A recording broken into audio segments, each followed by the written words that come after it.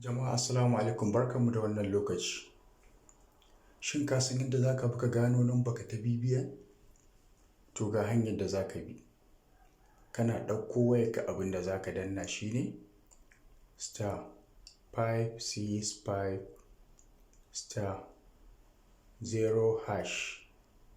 Kana yin haka, idan ka tura za su turo maka da BBN ɗinka.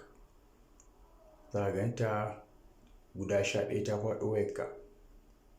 Wasu layukan suna yin caji, suna ɗaukar kuɗi, wasu kuma ba sa ɗauka, ya danganta da wani irin layi kake. MTN suna turawa kai tsaye ba tare da sun caji mutane ba.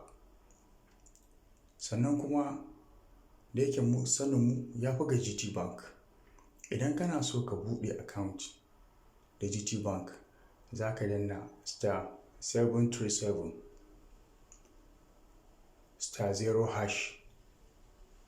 Zai buɗe maka da za ka buɗe account. Zai baka zaɓi na ɗaya da na biyu. Na ɗaya zai ce maka mobile wallet, na biyu kuma zai ce maka open account with BBN. Sai ka zaɓi wanda kake so. In baka da BBN sai ka zaɓi lamba ɗaya, in kana da BBN ka zaɓi lamba biyu. Abin da za ka dinga yi kenan.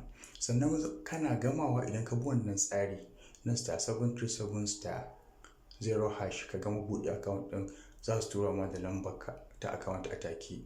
To idan kuma kana so ka yi linkin ɗinta da BBN ɗinka, za ka danna *737*20* account number # sai ka tura.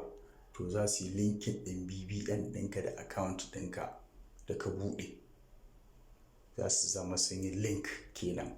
Kawai abin da za ka yi, form za ka ɗauka ka cike, ka je banki ka bayar, sai a sa form ɗinka akan kwamfuta. Shi kenan, magana ta ƙare. Ba sai ka jira an yi wa linkin BBN ba, an yi maka wancan, an yi maka wancan. To ka danna mana subscribe, ka dinga bibiyar wannan tashar. Za mu warware muku matsalolinku wanda suka danganci aikin banki, musamman kuma aikin banki ɓangaren Gtbank. Muna godiya saboda muna da sani ta ɓangaren Gtbank. Shi ma wasu ɓangarorin muna taɓawa, muna faɗa musu matsaloli kamar na BBN, muna kawo mafita kuma. Yanzu misali, mun ce ka ɗauko wayarka ka danna *565*0#, ko a wani banki kai BBN ɗinka, za su turo maka da BBN ɗinka. Kada ka manta ka danna subscribe.